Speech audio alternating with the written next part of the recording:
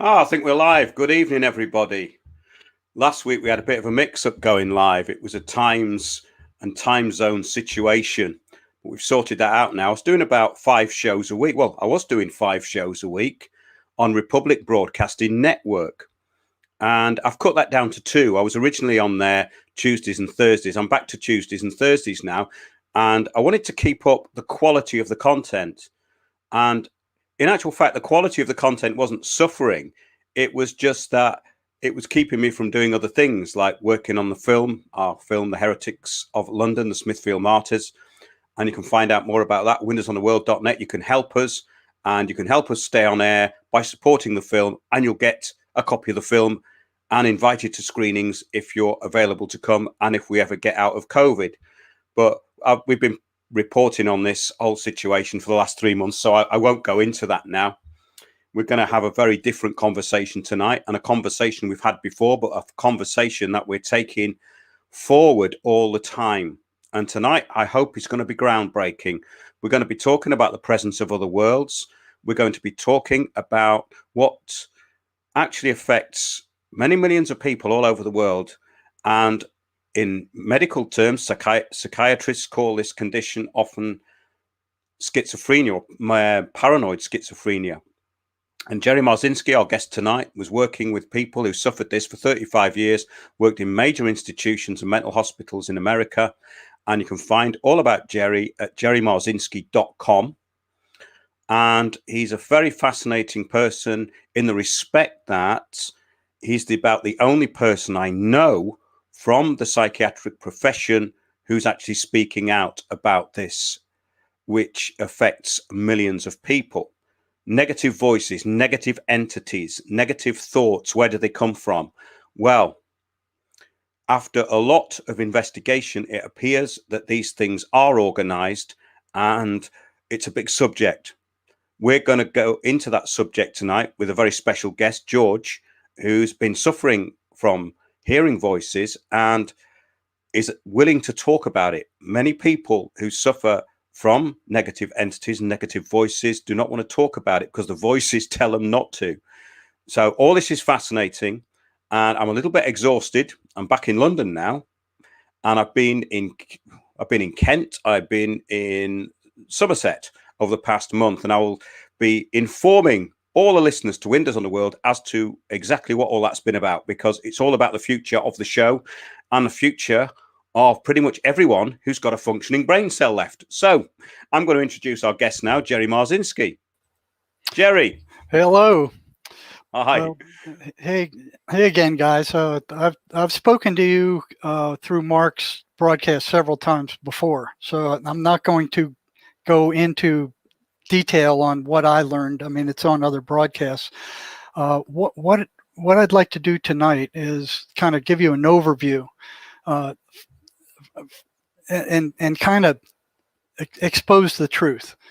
Okay, so schizophrenia is one of the top 10 illnesses in the world, and the psychiatry and the pharmaceutical establishment and indeed the medical establishment have recently drummed up another cause for it, and they've done that for year after year after year, for decade after decade.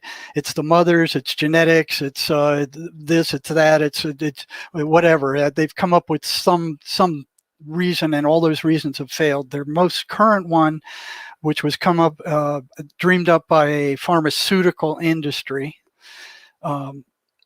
is that the brains of those who are mentally ill have some kind of chemical imbalance that causes that mental illness. This has been, not only they have not been able to prove it, it has been disproven over and over and over again, yet they're still teaching this in the medical schools. The drug industry wants that to go out, and it's a lie, it's a fabrication, but it helps sell drugs. All right. So what's happening here is the establishment, the psychiatric, the pharmaceutical establishment, the medical establishment have in the United States reduced the funding for research into schizophrenia down to dregs, just virtually nothing compared to the other illnesses. They did this by manipulating the numbers. So they went from like over 2 million schizophrenics in the United States, and National Institute of Mental Health manipulated the numbers, took all these people and discounted them, the people on the streets, the people in tons of schizophrenics in other places, and they just included the small body and say, well, listen, it's only a few thousand, it's not 2 million.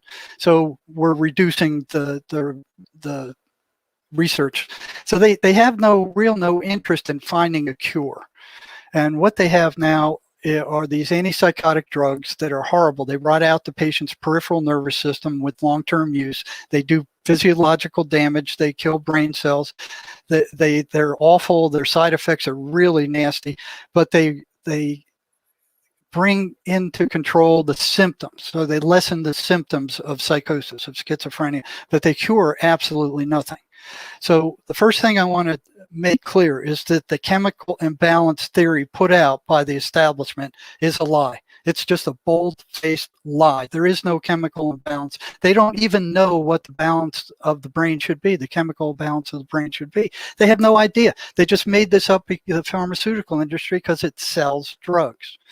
Okay, the second thing they've dreamt up and they fostered on the public, which is in their opinion, it's reasonable, but they haven't done one iota of research into it at all. And that is the notion that the voices that schizophrenics hear are hallucinations, unreal hallucinations. They're not real. Problem is, they haven't done any research into it because they consider them hallucinations. So who would investigate a hallucination?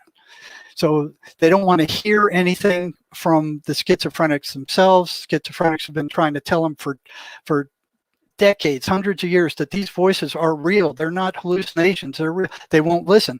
They'll say they're hallucinations. We're going to give you these drugs. It's a life sentence. You have schizophrenia, you got to take these toxic drugs for the rest of your life. There is no other cure. And the one professor who actually watched a shaman cure a schizophrenic, and several of them over and over again in Turkey, Dr. Irmak, published a journal article on this. And as soon as it hit the press, the establishment attacked him all up one side and down the other. The academics, the medical staff, the psychiatrists, you're trying to bring us down to the Stone Age. They just blasted him. They didn't want to hear it. They didn't want to even look into it. And they have no proof otherwise. They've done not one iota of research on the voices. So they have no say. I've done a lot of research on the voices, and they run very specific patterns. And tonight we have a very brave fellow who is also a therapist. He was a licensed therapist in New York. He's been hearing voices for years. He's beaten them down. He's willing to talk about them, and he was hearing them just recently. So what we did is we sat down together and we came up with all these patterns the voices run. And what I'd like to do is turn this over to George, who not only has worked in psychiatric hospitals, he worked in a psychiatric hospital for 5 years, but then he started using meth and he ended up in a psychiatric hospital, and then he ended up with the voices. So he's a very unique individual who's experienced all facets of this psychiatric stuff, inside, outside, and with himself. So we sat down together and I gave him all these patterns that the voices run, and he's going to pick out the ones that he has experienced and talk to you not only about that pattern, but what it feels like, what they were saying to him, and hopefully this will bring some life. This is the first time that I know of that is somebody who's had this disorder is speaking out in public about it. And it takes a very brave character to do that, because the voices, first of all, don't want him to do this. And they were attacking him, I think it was all day yesterday, trying to stop him from doing this. So I'd like to introduce George Jagacek, I think it is. He's in California. Okay, Jerry, just before we do that, I think that's a great start to the show. And do look at our other interviews with Jerry for some background on this. We've gone into it in great detail, as much as we can, and we're exploring this phenomenon all the time. and both myself and Jerry have experienced it. Jerry obviously more than me, but it has been very close to me in my life, not through myself, but through people I was close to and people who've had this phenomena. And it's extremely destructive.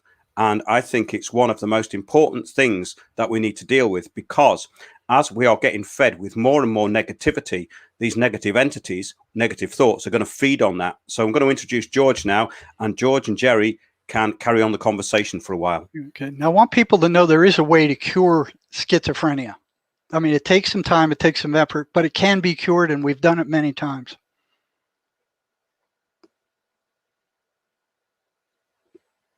Okay, that's great, Jerry. I'm going to get you and George on the screen now. Okay. So this is George, our special guest tonight, and I'll leave both George and Jerry on the screen. Okay, George, your show. Hi, Jerry. And thank you very much, Mark Winters, for inviting me here. I'm honored to be here. And Jerry, I'm just real happy to be here and have this opportunity to share a little bit about my life and about this amazing, phenomenal experience that I've undergone and still am undergoing. This has been life-changing, to say the least, life-changing, something that has turned my world upside down, and something I never expected to be part of my life in any way growing up. George, you want to tell them how you got into this? I mean, give them a little bit of background. You work in a psych hospital, you started using meth, you started hearing the voices at that time. Go ahead and start them from the beginning. Sure. Well, I was an addict, and I went down a very dark road, and it tore me up. It really tore me up, both physically, mentally, and spiritually. And I believe that absolutely 100%. When I was in the throes of the worst of the addiction, I was seeing visions. I was seeing things, and things that, strangely enough, could be verified by other people who were also using. Paranoia. That was the shadow people. Some people call them shadow people. Yes.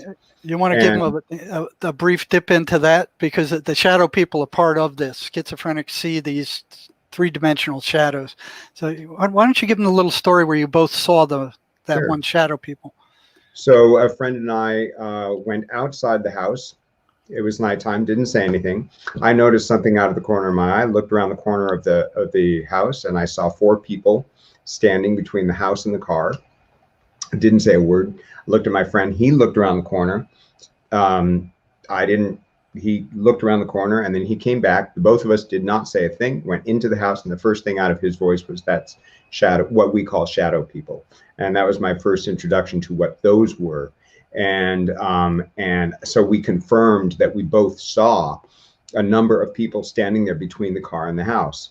And that got me thinking about, well, what's this? How could I see something, not say anything to anybody, and then have somebody who was also high at the time see the same thing and confirm it without even saying? So and I've run into that same situation where patients I've had confirmed with each other that was happening.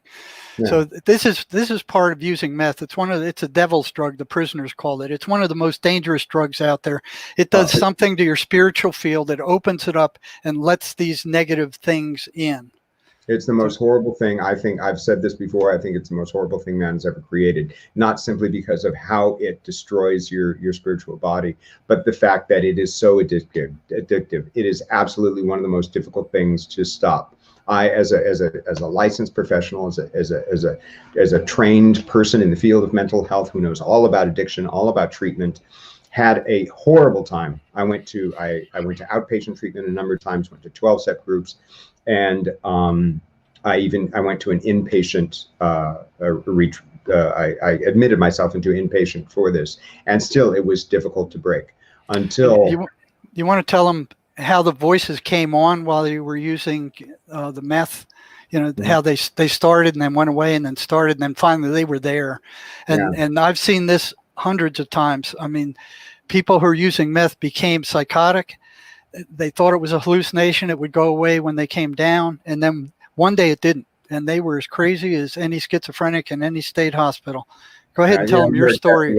exactly right. So I would use, and I would immediately feel a sense of paranoia descend on me, like I was being watched. I would begin to see things moving behind curtains, begin to think I was being watched and observed. And now, as I look back on that, I think to myself, wow, what if I am opening myself up to this other world spiritually? And what if these beings are all around us all the time, both positive and negative? And they are. And yeah, and using that deteriorated and destroyed my spiritual body to the point where I could actually see these things, and not only see them but hear them. So I would start hearing voices, and for about 4 days while the drug was in my system, the voices would last. At the end of that 4 days, after the drug had left my system, the voices would go away. Well, this was a recurring pattern. Now, George, how did you know the difference between your thoughts and these voices? How did you distinguish between the thoughts that you normally have in your head and these external or different thoughts? Because they both came across as thoughts, but you were able to distinguish between them. No, absolutely. I have to say that what I'm experiencing, these air quote voices in my head, are absolutely and distinctly ego dystonic. They are separate from who I am as a person, and I know that in many different ways. But to say that my own personal process in terms of how it came into my system, at first sounded like somebody was in the room, and it would come from different parts of the room, and I would hear it as if I was actually hearing, just like you or anybody else would hear somebody's voice. But as time went by, and as my disease got worse and worse and worse, they descended deeper into my head. I initially started responding to the voices verbally, and I would get it back and forth and back and forth. But then what I realized very quickly is that I could think a response and they would respond to that. So they were clearly deep into my psyche, deep into my mind, to a place where we were communicating telepathically, or we were communicating without speaking. And what were you thinking when this started to happen? That's a very strange thing to happen. And so you felt that here's this external entity that didn't belong in your psyche that was communicating with you. And what was it communicating, and what was your experience? What were you thinking as this progressed? Well, it was horribly intrusive. I mean, my first thought was, because when I first heard it, it sounded extra to me. It sounded like a voice was coming outside of my head. And so what I began thinking was, hey, this is intrusive. Get out. Let's either try to get to know each other. I want you to get to know me. Or if you're going to be rude and insulting and demanding at me, this is intrusive and I want you out. And so it became this process of dealing with something that was always there 24/7. I would hear voices constantly, and still do. Was it just one voice, or was it several voices? And what would they say to you? Well, again, it started when I was back in New York, and I was living in this apartment building. I thought it was the neighbor next to us. Well, the voices I would hear was a mother, 2 daughters, and a son, and it was very distinct. The mother was very angry. The 2 daughters were very nice and young, and the son went back and forth between being nice and being angry. And so how the communication transpired was, I would hear all their voices, all the distinctly different voices. But in terms of communicating back to the mother, it would have to go through the son. So I would say something or think something, and the son would repeat it back to the mother. It was a little strange in terms of how it played out initially, but over the course of the almost 2.5, 3 years now that I've been hearing voices, things have evolved and changed and shifted. And that's a big part of my story that I want to get into as well. Now, has that family morphed into just one single voice after a while? Or no, the mother has dropped away. daughter and the sons, that storyline has dropped away. And when I came to California, things changed. It became very different for me. And it became a process of really understanding who I am. The voices spent a lot of time interrogating me, putting me through a spiritual court. Can you tell us about that court? What happened in that court? Well, it was about looking at all my previous behaviors and judging them and trying to understand why I did them and who I was as a person. So there was a once the voices were with me permanently, there was this process of really understanding who I was. And through that process, I myself got to learn about my own idiosyncrasies. So were they rubbing bad stuff you did in your face? Did they keep throwing it up at you? Oh, absolutely. Okay. And then you said you also heard positive ones, and the one positive one said something about go to where it all started. Well, it's interesting because when you're hearing conversations 24 hours a day, whenever you're conscious, I'm hearing this going on. A lot of stuff is said. So many things, so many storylines come through for me in many different ways. At one point, what was said to me, what I heard clearly was go back to where it all began. That can be interpreted into many different ways. I was in a very dark spot in my life. I was in a bad place. I was not getting what I needed in terms of emotional, physical, and spiritual support. And I heard, go back to where it all began. My interpretation of that was go back to my family. I needed some help. I needed the love and the support that only the family could give. And so that's exactly what I did. Okay. So that worked out well for you. But one of the patterns that the voices run is the negative voices are consistently, unswervingly, incessantly negative. Yeah. And I have a lot in terms of those patterns that have shown themselves out, different ways to cope that I want to bring out, and could you ways of healing that I've really come through this to evolve the voices and to shift my own experience of something very dark into a healthier state of being. So can you tell the people what the negative voices said to you? Because they usually say the same kind of stuff over and over again. Yeah. Initially, it was, we're going to kill you. There were stories that went through my head of taking my friends and trying to attempt to kill them. There was, we're going to shoot you. We're going to take you away. We're going to take you into prison. There was a tremendous amount of negative, fear-based communication that came my way, that put me in a state of fear that really just stressed me out incredibly, and really made me afraid of the entire experience of what was going on around me. Okay, so did you get a feeling that they were trying to generate negative emotion in you and a negative paranoid state? Were they Absolutely. Like they were going out of their way to do that? Absolutely. Okay. So that's one major pattern. Now, that's not just happening with George. That's happened with hundreds of schizophrenics I've spoken to. The voices are consistently negative, insulting, bombastic, nasty, threatening. That's a pattern.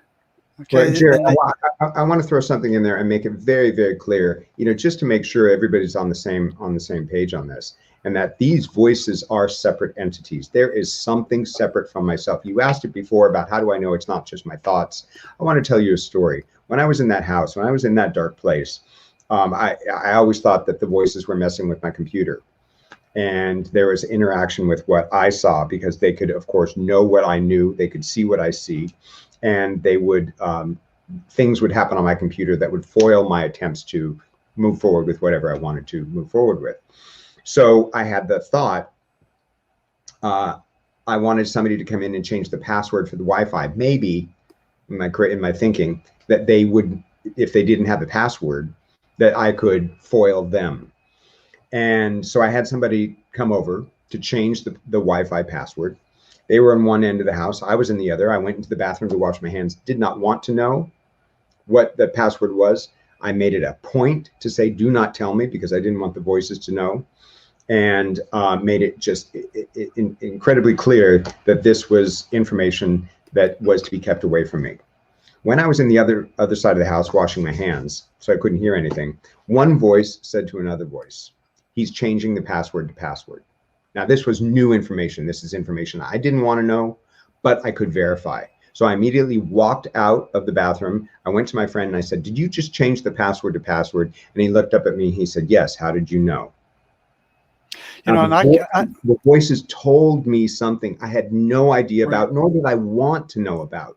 And this proves my point that these are entities that are outside of myself, that are real, and that these voices and what people experience is meaningful because they're words and they are from a different source. There is no doubt in my mind. And I've experienced that with a number of patients I've worked with, especially with drug addicts. The voices would come when they ran out of drugs, told them where to be, when to be there, and somebody would show up with the drugs, especially the meth guys. There were prisoners where their voices would tell them which houses to rob, when to rob them, generally where the loot was, not specifically, but generally where the loot was, and when the person was up, the owner of the house was up, and when to leave and where to hide. I mean, I've heard this over and over, story after story after story, where the prisoners would say, and people in the psych hospital, they'd say, these things knew stuff that I didn't know. And that when I checked it out, it was true. They had information that I didn't know. And let me tell you something. They're predictive. They can predict the future. One time the voices told me, you'll be frightened when the electricity goes out 3 times. That's odd. At the time I heard it, I thought, what does that mean? What do you mean I'll be frightened when the electricity goes out 3 times? And I kind of went about my day. Not a week later, the electricity in our house went out 3 times. It went out, came back on, went out again, came back on, and went out 3 times. And that was told to me days before it actually happened. I mean, I have so many stories of how the voices made it absolutely clear that there was something else that had a hand in what I was hearing. This was not my subconscious, not my unconscious. This was a power greater than me. Yeah, and sometimes they carry that on to like, okay, we've got special powers. You need to listen to us. And I've seen that. I remember one prisoner I was working with where the voices told him, they pointed out a specific guy in the prison yard and said, that guy's going to assault you. So a day or 2 later, he was in the bathroom and he just took a shower and he was combing his hair, whipping the water out of his hair backward. And that guy who the voices pointed to just walked in the door at that time and got hit in the face with all this water and, beat him up. So they know things that the person himself doesn't or can't know. Yeah, so if you want to take this really to the next level, that these entities are around us, they somehow got into my head, and I believe it was because of the deterioration of my spiritual body. And they have ways of understanding both the future and the world around us in ways that we have no idea. And what's important about this is that it goes further than that. They're able to influence us in ways that we have no idea, that we don't even think about. We think that we have our own thoughts and our own mind, and that there's a sanctity of mind, but there's not. Because we are influenced every single day by these entities around us. Now you can look at different frameworks, different perspectives of how people look at this, and they say angels and demons. And there's different approaches that I took in my perspective with regard to relating to the voices that I take every day in terms of how I work with them, how I cope with them, how I distance myself from them. But it's real, and they at times they affect my feelings in ways that they have a grip on my feelings. There's ways in which they enhance my feelings in ways that make very, very subtle things much bigger. And if you want to talk about feeding on things like fear, keeping a person in a state of fear, they plant you hear the voice, they plant the message, and you have an emotional reaction, an ability to enhance that. All of a sudden, a small little concern could turn into a major fear. And then they pour gas. Right. They pour gas on the fire. And all then of a sudden, the entire world just collapses, because when you're in a state of fear, you can't do anything. And then you're generating a ton of emotional energy and negative emotional energy. And then another pattern that is consistent is that when the voices attack, then that energy is sucked off. So they're energetic parasites. And you're left eviscerated with no energy. They take that energy. So can you talk about how you felt after they attacked you and then withdrew some? What happened to your energy level after a serious attack like that?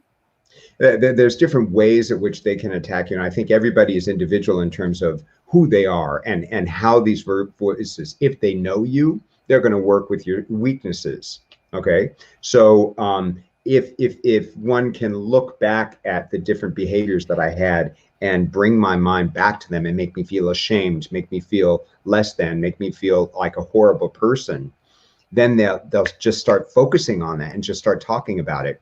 And all of a sudden, oh, I'm feeling bad, enhance my emotions. Oh, I'm feeling awful, feel horrible. And now, if it comes at a time in which I need to do something positive with my life, if I need to, move forward with my life in a positive fashion, I can't. I'm stuck. And what's happening with your that works? There's also a way that they stress out my body, that I can feel an attack coming on because there's an absolute tension that just pervasive around my entire body, and it's a weight. It just closes in on me. And there's different ways that I rebound out of these attacks. But what's happening to your energy level while these attacks are going on? Oh, anytime I'm feeling afraid or shameful or whatever, my energy is way down, way down. And I've had patients tell me they could actually feel their energy leaving. They could feel it being sucked out of them. So that's a consistent pattern. When they attack, your energy level drops. Absolutely. Very noticeably. Oh yeah, I had one experience one time where it was after an afternoon of really struggling with it, and I laid down on the floor at 7 o'clock in the evening, could not get up. I literally could not get up until I had to, I think, rose at 11 o'clock to go to bed. So it was pretty intense. Okay, so here's a second pattern. Now, this pattern is the one that the voices don't want anybody to know about. They do not want people to know that they are energetic parasites drawing your life energy from you. But it's a consistent pattern. So those of you who work with schizophrenics can ask them, well, how do you feel after the voices attack you and leave? You'll get a consistent, my energy level's gone. I didn't use the energy. And then you ask them, where did it go? And they go, I don't know. The voices don't want them to know where that energy went. Okay, Jerry, so we got two patterns here. Yeah, I want to underscore that point that you made there about the voices not wanting you to talk about this. If there's one thing that you can take from this interview, if you're watching this, it's you have to talk about what your experience is, what you're hearing, share it with somebody, a therapist, a loved one, or whatever. Because from the get-go, the voices said, do not talk about us. And it was a way to isolate me, a way to separate me, a way to keep me away from getting through this process, which was a nightmare in so many ways. I mean, my entire security and inner safety was gone. And I was blessed. I mean, I cannot believe how blessed I have been from the beginning of this, because I've had not only friends, but family members who I said to myself from the beginning, I'm hearing voices. I have to talk about it. I have to share this because I'm not lying. I'm not going to lie about it. I've got to tell you what I'm experiencing. And here's, in fact, what I'm hearing. And so I got a lot of pushback from the voices saying, do not talk about this. Do not talk about this. Do not talk about this. And I could tell that when I listened to them and I kind of held back, then things would mount up and it would turn in a bad direction. And so by being able to share this with my family and friends has been one of the biggest blessings, and has been one of the biggest ways to not only cope with this, but kind of push the fear away. Because what would happen is they would come at me and say something that would cause me to be fearful or anxious or shameful or whatever. And I would tell either a friend or a loved one, this is what I'm experiencing right now. And this is what's happening. And all of a sudden the fear would go away. So okay, that's important. So, yeah, so this is yet another pattern. They do not want the person that they invade to talk about them. They want to isolate them from friends. They want to isolate them from family. All they want is just them so they can beat on the victim. And I with several times when I was working with prisoners, the prisoner would all of a sudden say, hey, the voices are telling me not to tell you anything else. You already know too much. They want me to shut up. That's happened over and over and over again. So they don't want people to talk. I remember several patients where the voices told them, if you talk about this, they're going to lock you up and you're going to end up in a loony bin.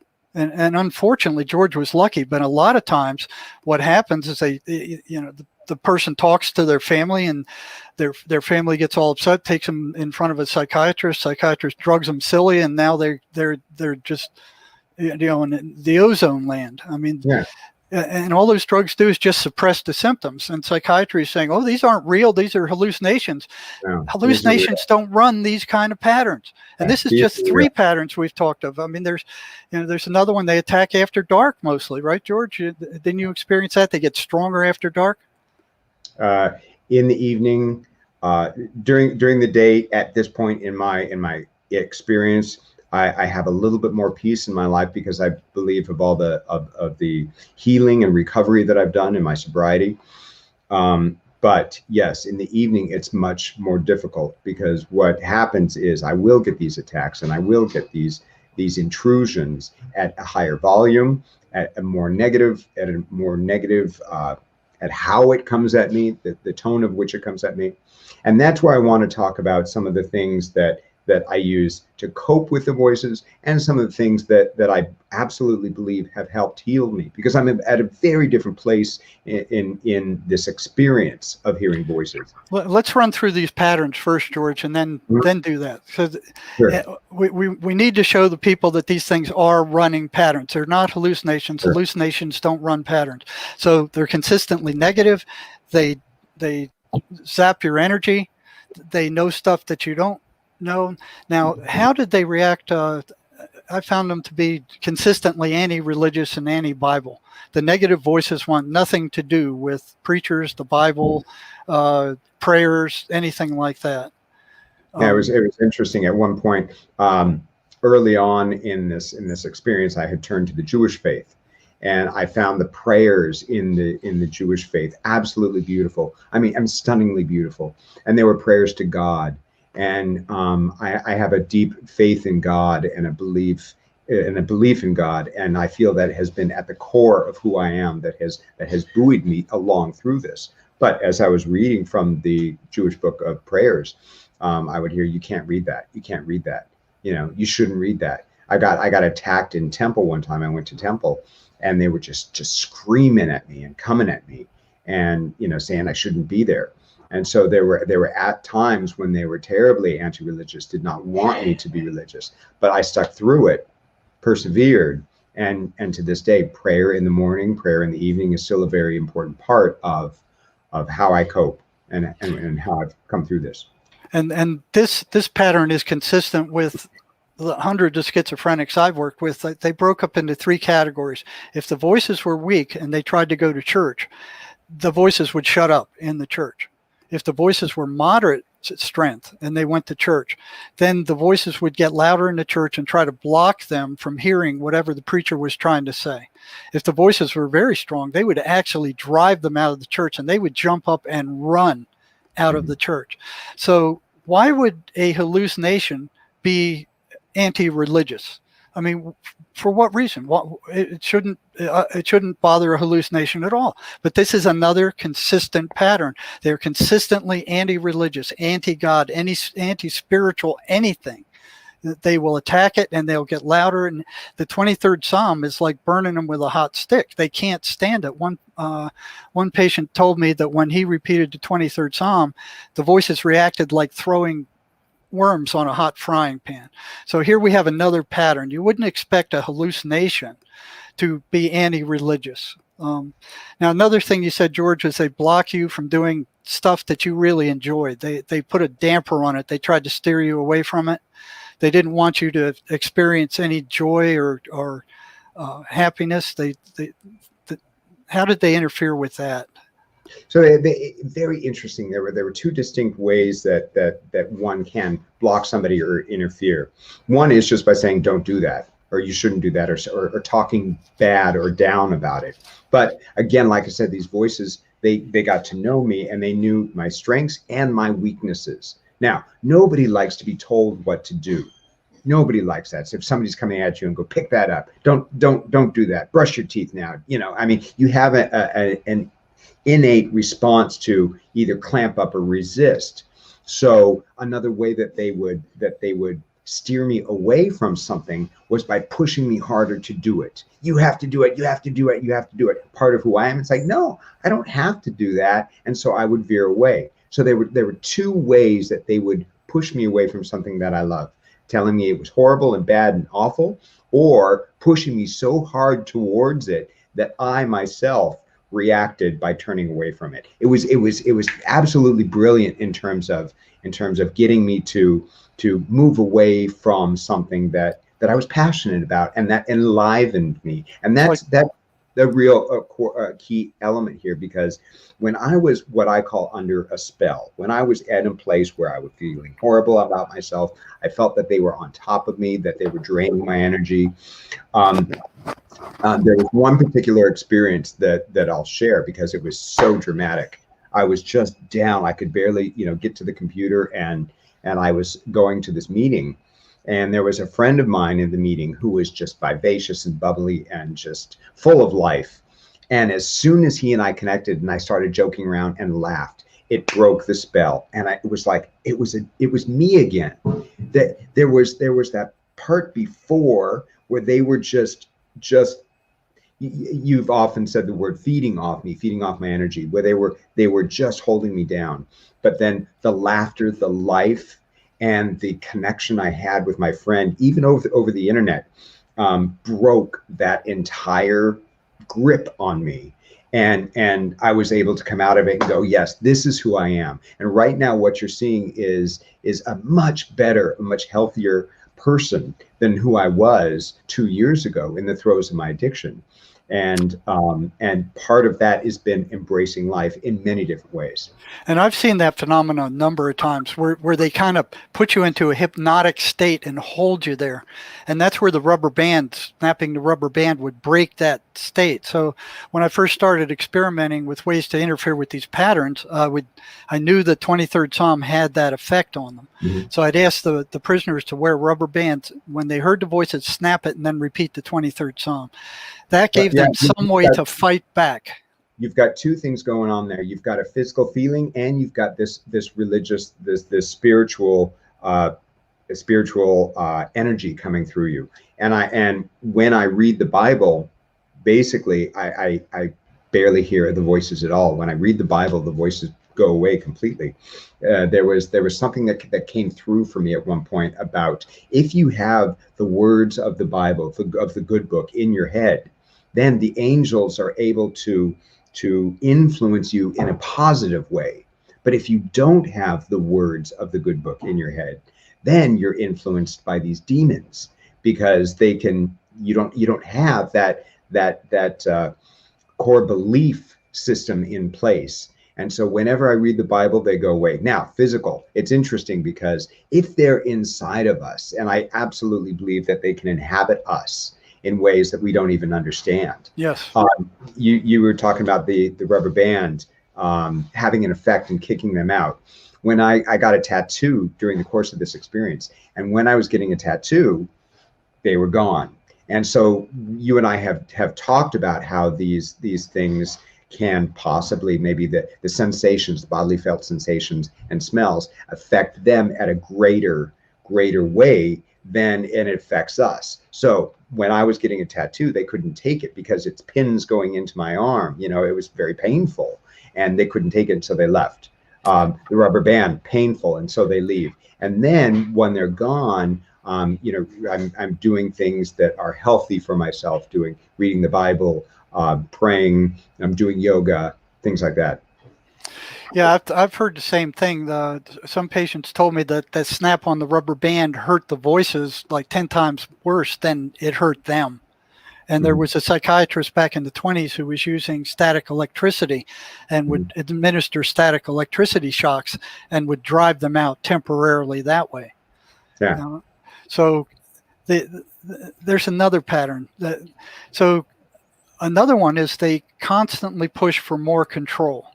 Oh, that was really interesting. You know, in the beginning, I was I'll say buying in, or I was relating better to them, and for me, I felt like they were drawing me in. It got to a point where they told me flat out, "We have to control you." They said, "We have to control you," and I said, "No, that's wrong."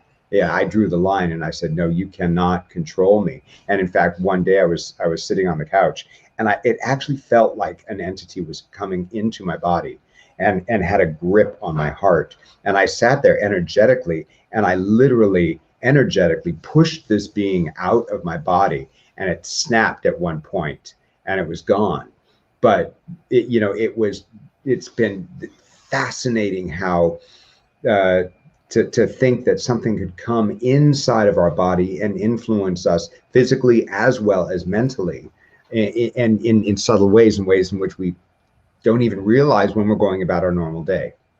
And this is what's unique to George. Like myself, when I first ran into this phenomenon, I'm like, what's going on here? You know, what's happening? George saw it in himself, and instead of just, you know, suffering under it and like, you know, like most people do, hey, what's going on? I'm crazy. And psychiatry telling you you're crazy and that your brain is broken. George turned around and looked at me, going like, well, okay, what's going on? What are these things? How are they affecting me? What are they doing? He started investigating them. And that's very unusual. And it's very unusual for somebody who suffered years of this to get up and actually talk about it. Sherry's the only other person who I know who does that.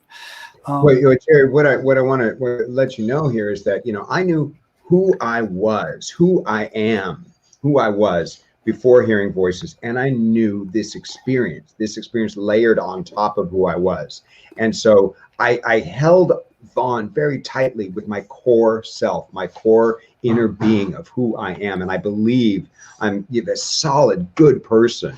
And I held on to that tightly because this experience tried to pull me away from that in many different ways. Now, the thing that's important here is that you talk about patterns. Early on, when I was doing some investigation around this and talking about this and sharing with other people about what's happening, I said, I have to go to a neurologist. I want to take an MRI and see if there are, because if you look at some of the symptoms, it could be caused by all kinds of other things, right? And so I wanted to get MRI and have a checkup. I went and saw a well-known neurologist in New York. And so I went and told him what was going on. He's given me the test. He's given me an assessment. And he says, so tell me, what do the voices sound like? And I told him, I said, well, right now, it's a mother, 2 daughters, and a son. Now, as soon as I said the cast of characters that I was hearing, he stopped, he put his pen down, he looked at me shocked. And I said, why? What's wrong with that? And he said, that's exactly what my last patient said his experience was. Now, here's 2 people, completely random, in the middle of New York City, who go to a neurologist the exact same week, and within the course of 1 week, tell that neurologist that their psychosis is exactly the same thing. A mother, 2 daughters, and a son. That's what I was hearing that I reported, and that's exactly what the neurologist said his other patient reported to him that he was hearing. Now, that to me shook me to my core. As a side note, what I want to say is when I left that neurologist, he says that all my blood work came back fine, except I was deficient in niacin, severely deficient in niacin. strangely enough, when I got back to California, my sister sent me an article that about this doctor who had cured this woman of hearing voices with high levels of niacin and vitamin C treatment. You know, it shook me. And so I immediately began taking niacin and high levels of vitamin C. And I really believe it has been part of my healing process as well. Okay, and before you came on, like yesterday, you were telling me that the voices were jumping all over you. They didn't want you to come on speaking about them and this stuff.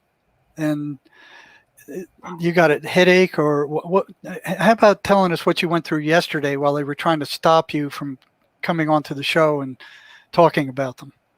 I think from the beginning, in many, many different ways, the voices have wanted me either not to talk about it or to not do things in my life in terms of moving ahead in a fully embodied way, in a fully life affirming way.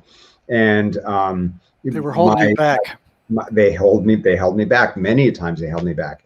And I have to say that who I am in my core being is I want to help people. I got into the field of mental health, and I got into the field of as a creative arts therapist because I believe in people. I love people. I want to help people.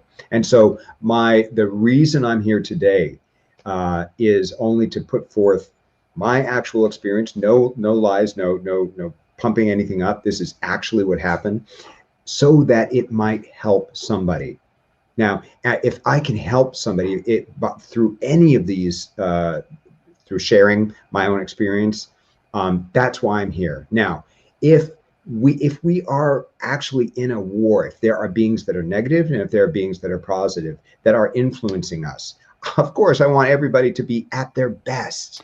And if there are negative beings that are doing things to us in ways that we don't understand, holding us down emotionally, holding us down psychically, filling us with fear in ways that we don't even think about, then that is what we need to work against. That's what we need to fight against, because each one of us has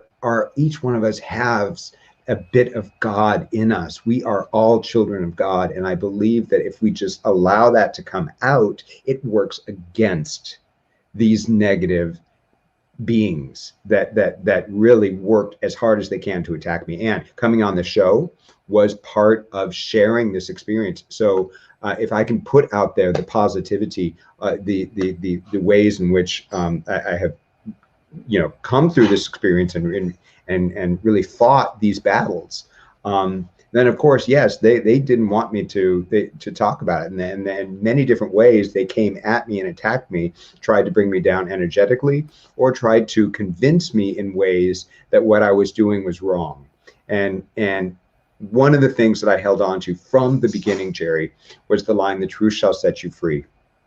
And from the beginning, I have said to my family, to my friends, and now on air, that I am only telling the truth of this experience. Yeah, my experience with George is he's truthful to a T. I mean, he doesn't hold anything back. I mean, he's like, when I first met him, he started telling me his stories, and he just was upfront with everything. So can you talk about the battle that you fought to get to the place where you can come and talk with us today? I mean, you said you were under attack yesterday. Yeah, it was not yesterday, it was a couple days ago. And what was that battle like? How did that unfold? Well, again, it's part, the majority of the energy comes at me in the evening. And so it descends on me. It tightens up my body. It gets me tight with tension. And it makes things, daily chores that I enjoy doing, almost miserable. When we talk about the rates of suicide for people with schizophrenia, I absolutely understand it completely. Because if you have an internal world that is being invaded and that is being completely condemned and beaten up constantly in your head. You're hearing negative things. You're hearing, you shouldn't do that. You're a bad person. This is awful. However it comes at you. Taking your life is absolutely one of those options that went through my head. I can't tell you how many times. In fact, then you have psychiatry jumping in there and going, your brain is broken. There's nothing to be done about it. Your situation is hopeless. It's like that Dante's Inferno bridge. All who cross here dump your hope. There is no hope. One of the things I want to back you up on, Jerry, that a psychiatrist told me is that ignore the voices. There's no way to ignore these voices. No, they get louder. When people try to ignore it, you can't. And the fact of the matter is that logical sentences get through, and these logical sentences have meaning, and this meaning has an impact on your life. And these people who hear voices are under a tremendous amount of challenges, of hurdles, of difficulties. And I feel that again, it's been made evidentiary clear that the rates of suicide in people who are schizophrenic more than 3 times higher. Yeah, exactly. But what's interesting is the suicide rate for psychiatrists is almost exactly the same as it is for schizophrenics. More than 3 times higher than the general population. Yeah. Interesting. Yeah. It showed me in part of my healing process, anything I did that was life affirming drove the voices away. Anything that was life affirming. And I don't know if that's the direction you wanted to go right now in terms of the healing and recovery, because I think that it really says a lot about these are the things that each one of us, whether you're hearing voices or not, whether you can do for your life to keep it clean, spiritually clean and physically clean, so that you're not influenced by these negative entities that are around us. Well, Swedenborg said that none of your thoughts are your own. And what we're taught from the time we're born is that, all your thoughts are your own. That who else would they belong to? I mean, if they're there in your head, they must be your thoughts until you start experiencing something like you're talking about, where they weren't your thoughts. Now, what Sherry says is, she says that every negative thought about yourself or somebody else comes from the dark side, and that they're all lies, and that these voices are the masters of lying. They could care less about you. They want that energy. They want that loose. They want that negative emotional energy. Understanding how the ego is a construct has been an interesting part of this, because again, it's finding the healthy part of myself through this, and still dealing with the negativity that comes through, and seeing at the subtle aspects of where that negativity, where those thoughts come from. And I'll be doing something, and I'll have just a horrible flash of bad thought come through my head, and I'm just like, how did that happen? And I say, there's a line I say when I now experience something negative that really helps, and that's, I'm sorry, forgive me, thank you, I love you. Because this high frequency words, they can't deal with that. Right. The negative thought, I'm really seeing as that's not me. That's not me. And I've been doing it over, and that practice has been slow in coming. But whenever I experience something negative, I say, I'm sorry, forgive me, thank you, I love you. And I move forward, and I say, that's not me. And these things really work. They change who you are. If you have a thought that comes through your head that is less than optimal, that is less than the best you can be, let it go. Don't dwell on it. And you can use these techniques like, I'm sorry, forgive me, thank you, I love you. Or you could say, that's not me, and use something. That's a lie. That's a lie. That's a lie. Your program. What they're trying to do is hook you into believe. Right. Since people believe that all their thoughts are their own, these things can inject thoughts into your thought stream. And if you buy that as your own, then you'll think that came from you. And I've had scores of patients ask the voices, who are you? What are you? And they would say, we are you. They want you to believe that those thoughts that appear in your head, those negative, self-defacing, degrading thoughts that appear in your head, they're yours, they belong to you, you own them. That's not how it works. Yeah, and psychiatry is so far off base with that. They have no spiritual grounding whatsoever. Everything is physiological, it's chemical. For 1,000 years now, they have not been able to find a cure to schizophrenia. They can't conceive of an illness that has no physical cause and no physical cure. It's just, they can't wrap their heads around that. This is a real spiritual battle. And I caused the deterioration of my spiritual being. And I saw how bad it got. And I absolutely agree. I feel like I opened myself up to a spiritual world. And slowly I've been healing from that.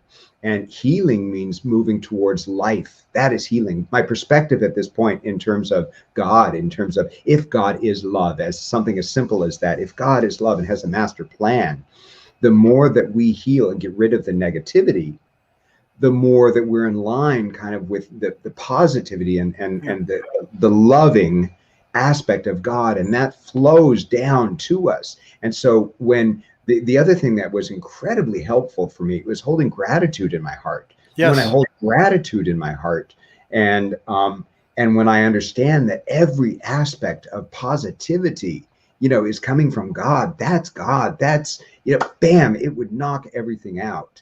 And in fact, the voices told me one time, they say, when I was holding gratitude, practicing holding gratitude in my heart, we can't see you. We can't see you. So that's interesting. You hold gratitude in your heart, you hold love in your heart. I went through a big process of really understanding humility, gratitude, and love, and how important those are to keep the negativity away. Because I think each and every one of us, through the course of our daily lives, will have doubts and we'll have experiences where we're doing something and we say, well, I can't do that. No, I'm not good enough. And that's what would eat away at me and would, well, if I can't do it, then I'm not going to put the energy into it. No, somebody else can do it. Well, no, that's them that are just trying to tear you down and not make us into the best that we can be. Somebody's in the Bible, it talks about us being trapped in sin, being trapped in this, and that's what it feels like, is that this is a constant trap that you have to fight to get out of. You have to say, that's not me. I'm the best me I can. And I kept saying that through this process. No, I'm going to be the best me I can. And that life affirming changed everything for me. So what George is saying is you are responsible for your thoughts, and they don't all come from you. Well, you're responsible for dwelling on your thoughts. If you have a doubt that comes into your head, let it go and say, that's not me. That's not me. And then do your best and try it. This living life takes effort. It's work. It's a challenge. And so you have a doubt that comes in. If you look at it as this negativity, these demons, these entities that are trying to hold us back and trying to foil all of us humans being the best we can be, then you're letting them win. And it's been a constant battle of being life affirming and doing those things in life that elevate my frequency, my embrace of life in many different ways. So I think what George is trying to say here is that they don't just hit schizophrenics. They're most noticeable there, but they hit us all. They hit us all to different degrees. And like George was saying, when a horrible thought pops in, you're just walking around doing your thing, and all of a sudden a horrible thought just comes into your mind, and it's just so earth-shaking, it just stops you cold. And you go, where did that come from? I'd never do anything like that. I don't want to even think anything like that. But it upsets you just to have that thought. It's not you. It's not you. That's a zinger. They're sending in a zinger. And everybody goes, whoa, that's my thought. How could I think such a horrible thing? And then it stirs you up. Exactly. So what they're after is the generation of that negative emotional energy. And you look at what's happening around the world right now, man, there's so much negative emotional energy being generated. Yeah. People need to know what George is saying. These things are out there, and they're getting everybody, and they're getting entire nations. I mean, look at the Communist Party.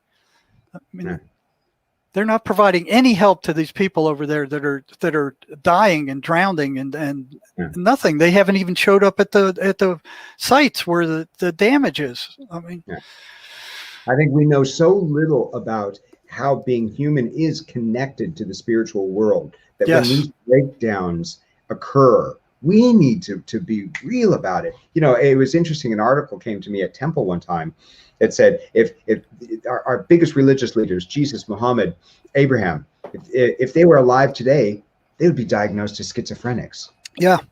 You know, these entities, these voices that we hear, these visions that you have, that each one of us have, you know, we are living in a spiritual world. And, you know, people talk about the matrix.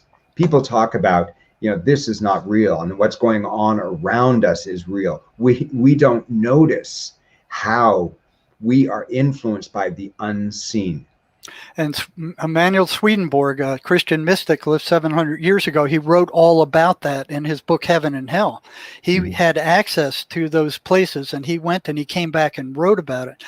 And the first clinical psychologist to pick up on that was Wilson Van Dusen, who I worked with for maybe a year and a half. He saw that the negative voices exactly matched what Swedenborg was describing as evil spirits. There was a direct match between what Swedenborg was saying and what Wilson was seeing with the negative voices of his schizophrenics. So, you know, it goes from there. And psychology and psychiatry have, it's the most it's like the Sahara Desert when it comes to spirituality. There is nothing spiritual in there. I mean, it's all intellectual, egotistical stuff. And 90% of what psychology publishes is not replicable. So in short, it's garbage. You know, I will say, Jerry, that part of the medicine, the prescriptions that psychiatrists write are to calm and to quiet, but it's a panacea. They're major tranquilizers. Right. It's a panacea. It does not hit at the root of what is going on. And not at all. I think for me, the big lesson for me through this entire process, and continues to be, is to see how, when in my life I veer toward life, toward health, toward healing, toward those things that we typically think of, oh, you know, that's good for you, you know. But no, they have a huge impact on so much more than just our body. You know, I have to say, meditation, yoga, and truth has been a gift through this. Every time I do yoga, it calms my mind and it quiets the voices. Yeah, they don't want you to do that. Have they tried to stop you from doing that? Not directly, in indirect ways, in ways that have been a little bit more challenging to understand. But you know, look, I gravitate towards anything that brings peace to my mind, and things like exercise, things like yoga, things like talking about my experience. All those things have been healing in this process. Yeah. See, that was another pattern. They don't want you to talk about it. Now, I had that thought on the tip of my tongue there. We're talking about patterns here. So we've gone through several patterns that these things run consistently. Now, George, you discovered this on your own. And that's where I started working when I was working at the state psychiatric hospital, was disrupting these patterns and how to disrupt these patterns. Yeah. And then when I got to working in the psych department in the state prison, got better at figuring out how to disrupt these patterns. But you discovered that on your own. You know, you saw that if you could disrupt the patterns that these things were hitting you with, that they couldn't get through and they couldn't have an effect. Do you want to talk about some of those patterns you discovered? It was the inky binky, you know, that stuff. And, you know, you had several ways to disrupt their patterns to keep them from getting their claws into you. Because if they can't get their message through, and, you know, when I was going through graduate school, when they say these things are auditory hallucinations, I thought they were like word cabbage, just, you know, words, random words that didn't mean anything. No, they come across in consistent, coherent sentences, and the aim of those sentences is negative, and they have meaning, and they're attacking. Yes, that meaning affects your feelings, and your feeling state of being is so important in this. And I'll say that, one way that's just kind of insidious in this process of hearing voices is that, we live in this world, in this reality. Here's my body, here's my shirt, here's my glasses. Okay, this is the world we live at. Well, these voices pull me away from that and into my head. So that in and of itself is that taking me away from this world is insidious because it keeps me occupied. And I had to fight against that. I had to push through being torn away from this plane of existence. And that's one way at which the voices attack you, by pulling you out of this reality. And that's a really, really difficult thing to do, because again, you can't just ignore it. You can't ignore the voices. The words have meaning and it has an impact. So what do? There are many different ways that I've found that are coping mechanisms. One was staying clear of negative feelings. Again, I go back to holding love in your heart, feeling gratitude, and positivity. Positivity has been hugely enhancing in terms of finding peace in my mind. And that means stay away from negative movies, negative people, negative books. All negative stuff feeds these things. Right, right. So don't watch horror movies. Positive. Turning everything around into a positive is what I was challenged to do each and every day. When it got really bad, when the negativity got really bad, what I would do is I would talk over them, and not talk like this, but I would use my head voice, was what many people say, and I would make up words, and these words would make me giggle. Iggity piggity pop. It doesn't matter what the word is, but I would just think in my head these words. I would make up word salad, and they would not let their fear, their meaning, it wouldn't let their words get through. Therefore, they didn't have meaning. Therefore, they couldn't fear me. And so, by over talking them, it had a tremendously powerful impact, because all of a sudden I put up a wall, and they couldn't get through. Again, he was breaking up the patterns. So doing what he could to keep them from getting through, and that's one physical, mental way they could do that. There's a number. You've come up with others also, right? Absolutely. Like I said, reading the Bible was a big one. It almost makes the voices go away. Talking about them, I've talked about before. Interestingly enough, let me inject there. You have to watch who you talk to them about. Because if you talk to the wrong people, it could make it a lot worse. I've talked to a lot of patients where they told their friends, and their friends backed away from them. Oh, you're possessed. There's something wrong with you. George is part of a Hearing Voices group, and I think it's national now or international. I know there's one in England where you can join these groups and actually talk to other people who are experiencing these same things. And there's millions of them. Yeah, the Hearing Voices Network was been a godsend for me, because again, it's like a 12-step meeting. These people meet online on Zoom meetings, and there's a dozen or more people at each meeting, and we talk about what our voices are saying, what we're doing, how we're coping with them, what helps, what hurts, and what gets us through. This is a safe place to talk about your experience, and so if you're hearing voices, you can share this with others in a way that again, what for me. It's moving toward a peace of mind is the direction and the path that I have chosen to find, to try to discover. One other thing that has been really powerful is on YouTube. There's a thing called Pure Tones, and 963 HZ is a pure tone. And when I play these pure tones, it tends to push these voices away as well. And so, during the course of the day, I would be inundated with a myriad of different ways at which they would approach me, or they would attack me, or they would come at me, and each one of these ways dealt with those different different approaches, over talking them, the 963 megahertz, reading the Bible, keeping myself clean, exercising did a lot. The ones that attacked me or got me anxious, exercise was great. And and then there's a lot of other things that I felt were more subtle and were helpful. I really believe in dream catchers, and I have learned and collected about crystals and incense and things like that. And some of those things I feel really help me because I feel it enhances my own sense of positivity about my home space.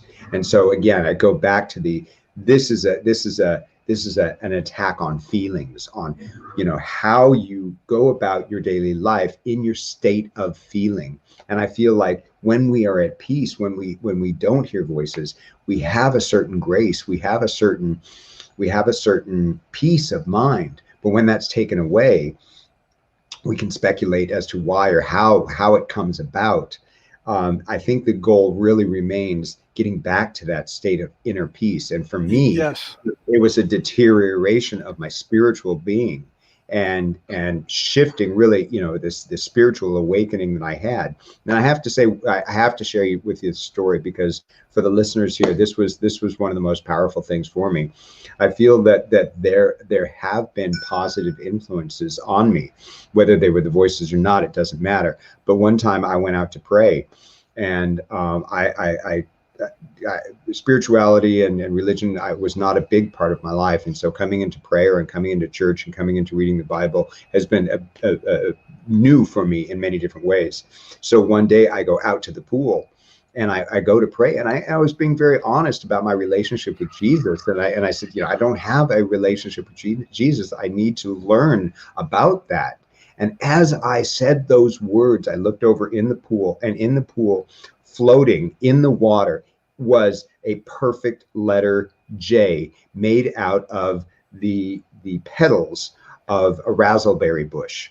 And if you know what a razzleberry bush is, the petals are straight. And this for me, it was an absolute miracle, because those petals lined up perfectly. It wasn't one or two or three, it was 7 of them. And that formed that perfect J. So as I go out to the pool to pray, and I say, I need to understand my relationship with Jesus more, I looked over, and in the pool was a letter J. And that, for me, I keep going back to that because that meant the world to me. It meant that there was a higher power out there that was watching over me through this. And even now I just get teared up because it was so powerful. It was like, you can do this. You can get through this.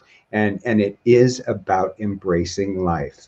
And it is about all these subtle things that we know are good for us, eating well, doing meditation, yoga, being passionate about life, exercising, sleeping well, having a good diet. It's like it has an impact.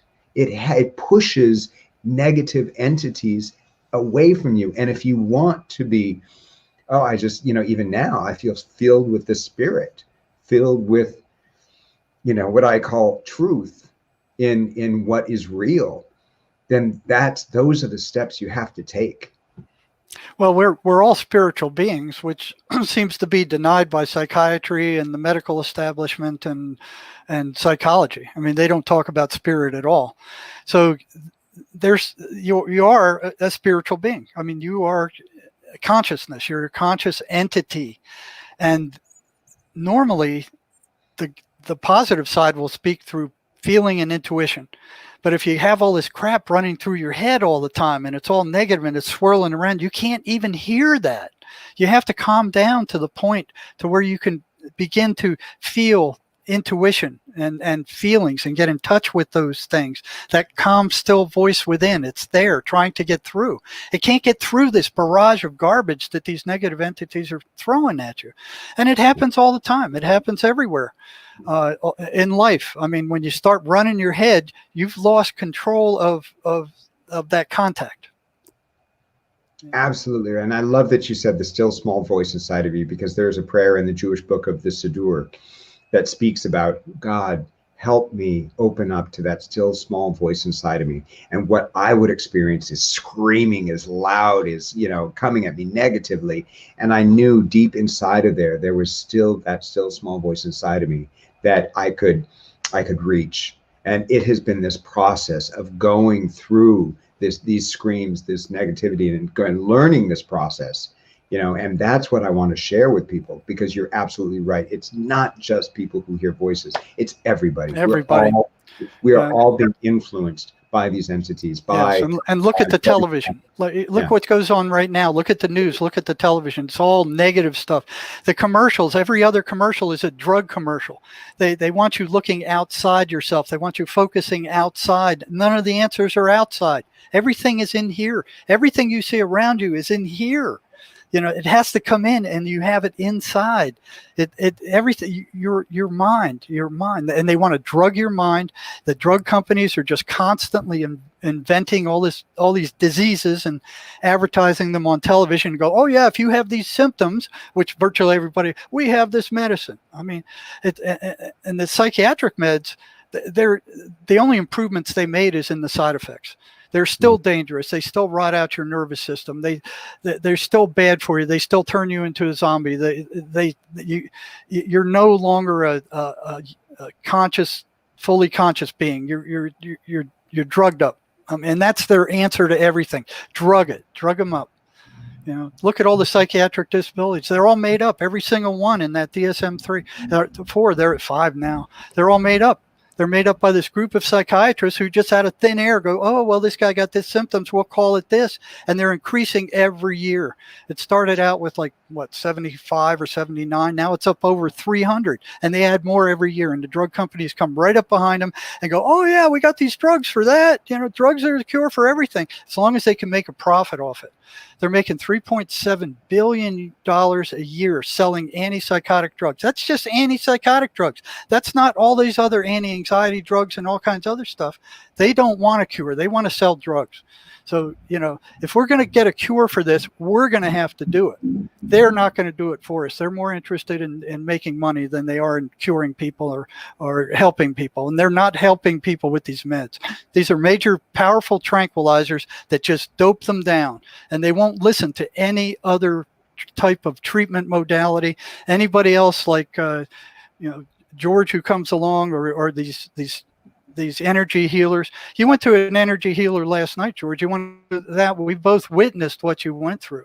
So this guy drives out evil spirits, and George went and had a session with him. So do you want to talk a little bit about your experience there? Sure. It was very interesting.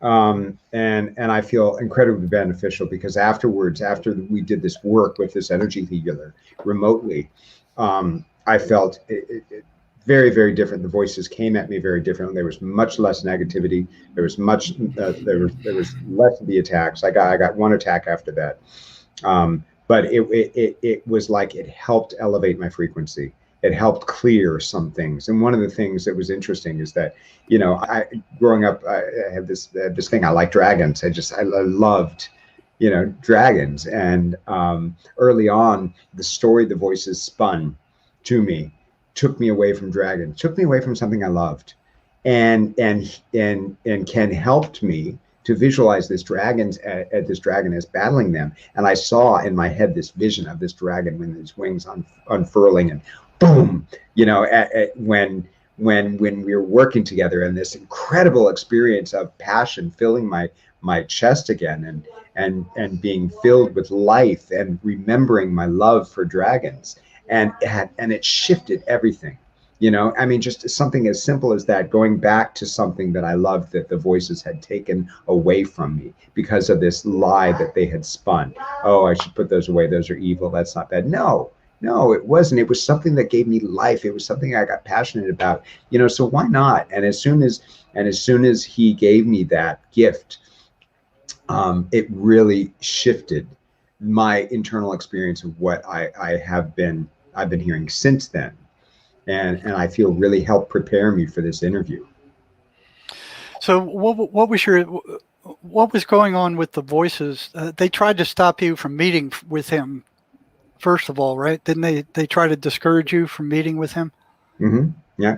Okay. What did they tell you, and then what was happening to them while he was working on you? What were the voices doing while he was working with you? Well, again, a lot of it's really subtle. There's a big part of this that one of the storylines that is being spun over and over and over again is that this is technology. that this is something that is just technological and technological, and it is not a spiritual thing. It's been a test of my faith. And they say, oh, you shouldn't talk. It's just technology. Come on. You don't. There is something inside of you that man has created, and it's not all the spiritual stuff. It is. It is. I go back to that Jay in the pool. This is spirit. This is faith. And they say don't talk to him. You don't need to do that. None of it's going to work. You don't believe in it. And this is so much of this experience has been about what I believe in. How much do I believe? How does that belief fuel my passion, for life? What do I believe is real with the voices? What don't I believe? I at one point when I was at the worst of my addiction, I believed that they were going to come and take me away.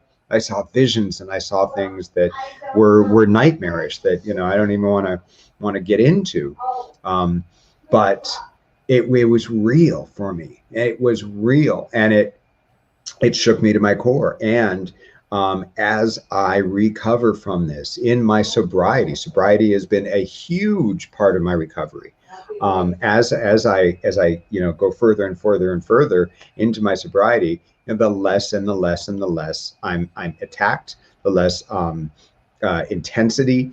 And what I hear is subtle, and it's a little bit more Machiavellian in terms of how they spin their yarns and how they pull me out of this world.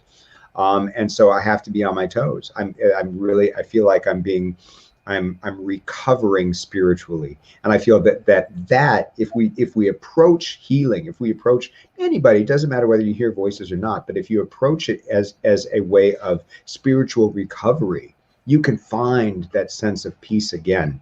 And that's my end game goal, is that sense of peace, knowing that we're always going to be battered by these spiritual forces. But how do you maintain a sense of inner strength through this? And my faith, my coming, opening my eyes to a greater spiritual world and religion, and praying to Jesus. It sounds, for many people who think, oh, it's just religious. No, it has a impact, because if it gives you life, if it gives you this feeling of love in your heart, that's what matters. And that's what works against this negativity. And the negativity fuels the voices. And that's what they feed off, and they just drain the life out of you. Yeah, and love and positive feelings are toxic to them. And one thing I wanted to point out is that in all the patients I've worked with, the intelligence of these voices ranges from retarded to very sly and cunning. And yours are some of they're sly and cunning. That I've seen that this is technology. This is the government controlling your thoughts. This is some outside force that is human made that you can do nothing about. They want you to buy into that. So if you bought into that, oh yeah, this is the CIA or the government doing this, then it removes you from the spiritual battle, the spiritual realm, and brings it up into the outside realm where you can't touch it. You can't do anything about it. You're stuck. You're just being victimized constantly. And you live with it, and it drains you, and it drains you. If you believe it's the government, it feeds your paranoia. That's right. Yeah, and that paranoia, that feeling of being watched, that these are real things that are induced by these negative entities. And one of the things, again, truth for me has been paramount through this entire process. I have to share the truth of my experience and what I hear, what I go through, what I understand it to be, and how it affects me. And early on, I said, as I began to recover in my sobriety, I said, my life is an open book. You can see everything, and everything is just transparent with what I do, and that ate away at the paranoia. It ate away at the anxiety, and it took something away from the negative entities that they usually use to attack you. We need some time. Yeah.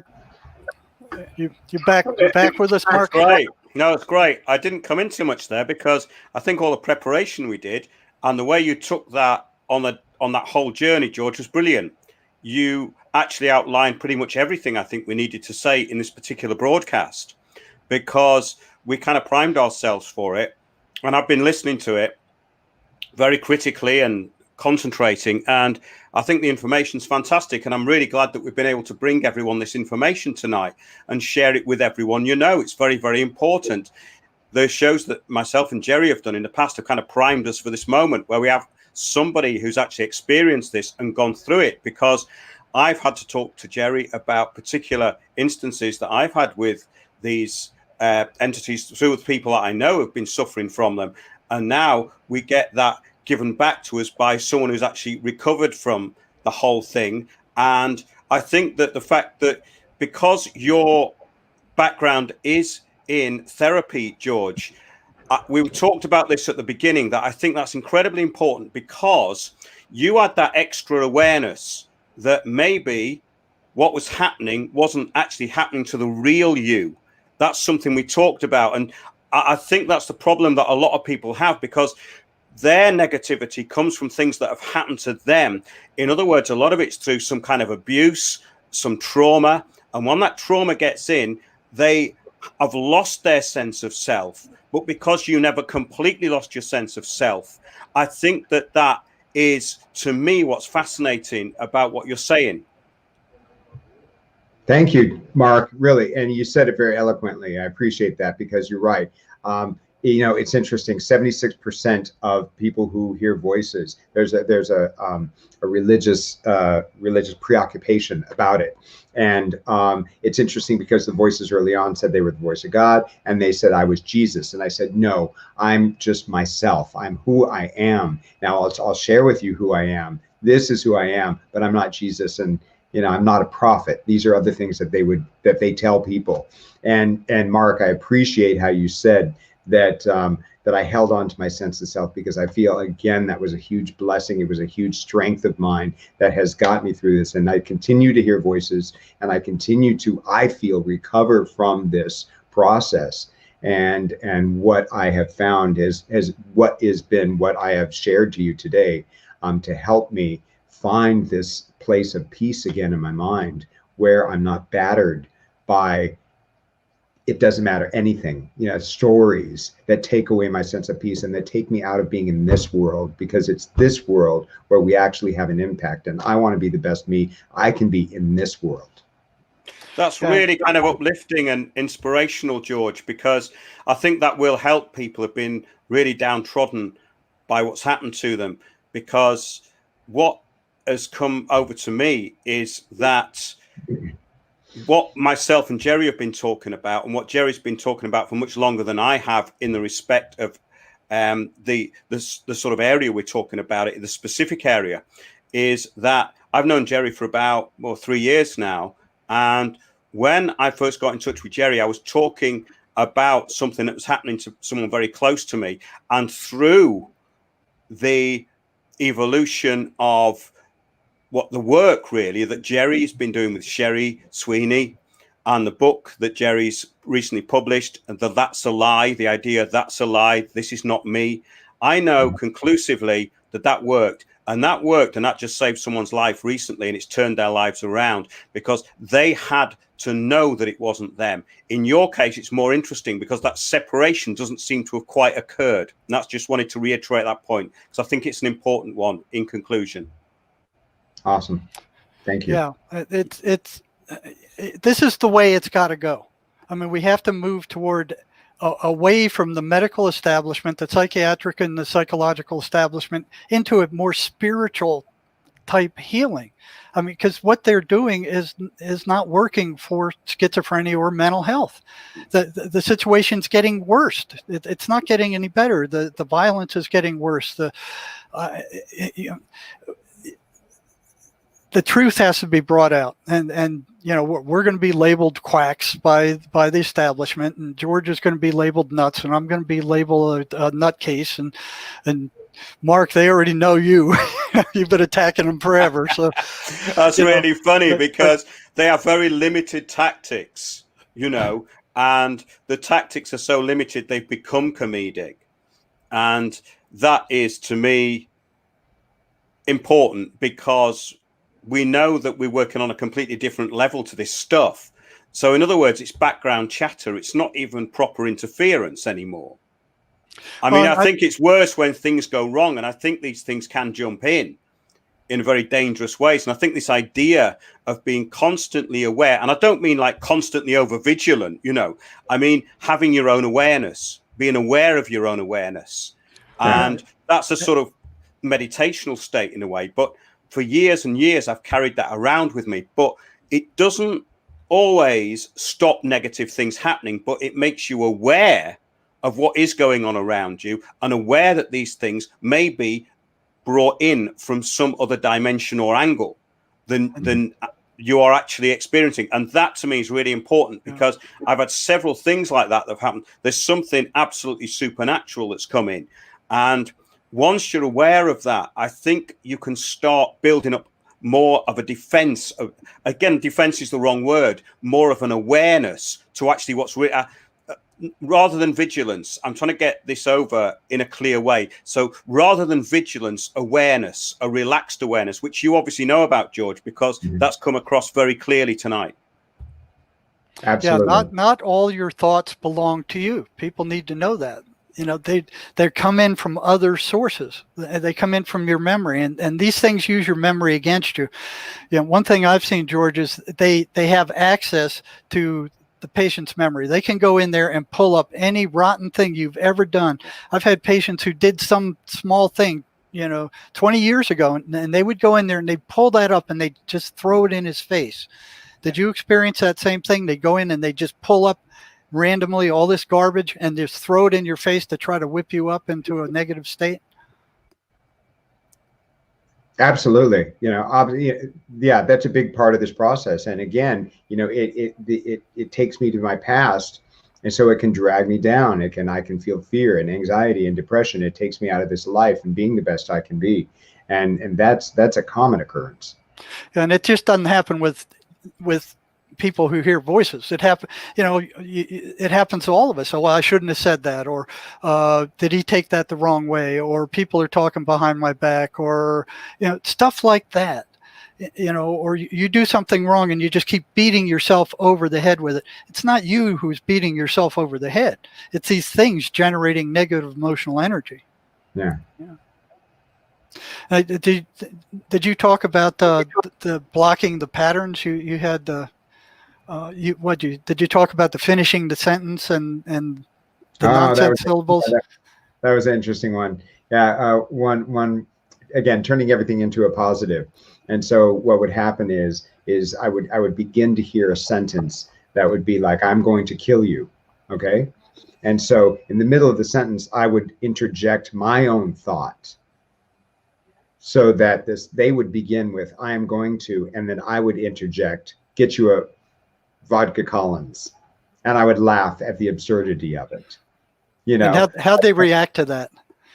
Well, but it was stymied for a while, and it was like they would come back again, and I would do it again and again and again and again. These voices are 24/7, Jerry. I mean, you know, it's even now I can still hear slight, you know, I can hear it. If I shift my awareness to it, I can still hear it. And you know, I want to underscore, you know, meth was horrible. It did horrible, very dangerous drug, very dangerous. Horrible.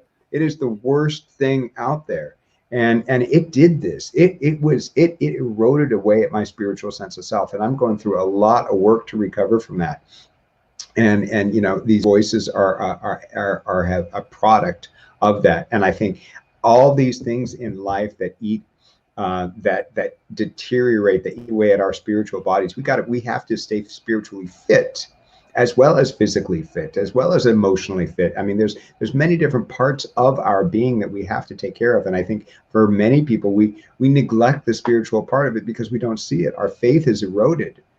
And this, for me, hearing something that is not there constantly and having it affect my body and my sense of my feelings, and feeling the sensations and the things that I have felt, and then seeing the things that I've seen.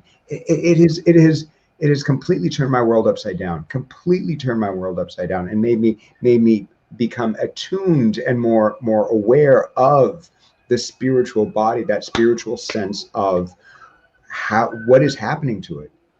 It's the most important thing, George. I mean, the whole idea that everything goes back into materialism is the trap. That's the trap. That's where this stuff gets in. This idea that we are just living in this material world. And that, I think, is a good place to leave it, because we've been going about an hour and 40 minutes. And I think that the information in this broadcast should be heard by as many people as possible. So I think if we wrap it up now, maybe come back and do a little follow-up, I think that would be much more powerful than if we carried on for another half an hour, because we're getting up to an hour 40 now. And I think that's probably the limit to what a lot of people want to watch on YouTube. Okay. Yeah. Sounds good to me. Yeah. I think it's fantastic. I mean, that primer that we had last Friday when things didn't work out, I think really helped, because it gave me a real insight into where you were coming from, George. So I didn't really have to say anything. And I'm quite thankful for that, because I'm pretty tired tonight. So listening to you two, especially you, George, has been fantastic. And Jerry, we're going to do more shows in the future. And I hope you'll come on again, George. Would you come on again? That would be wonderful. I'd be honored, Mark. That's great, George. I really appreciate it. And thanks, Jerry. Goodbye, George. You bet. Thanks a lot. So I'm going to be back on RBN, Republic Broadcasting Network, Tuesdays and Thursdays. I was doing 5 days a week, a bit too much with all the other stuff I want to do. So that's 8 p.m. UK time, Tuesdays and Thursdays. Of course, there's the show 9:30 p.m. on Sunday. And I'm going to try and do live broadcasts like this every Friday. So do watch out for them. Thanks for everyone who's listening. Thanks to everyone who's supporting the show. And we'll see you soon. Thanks to Jerry and thanks to George. I think this has been one of our most important broadcasts for a very long time. Thanks a lot. Thank you, Mark. Yeah, thanks Mark. Cheers.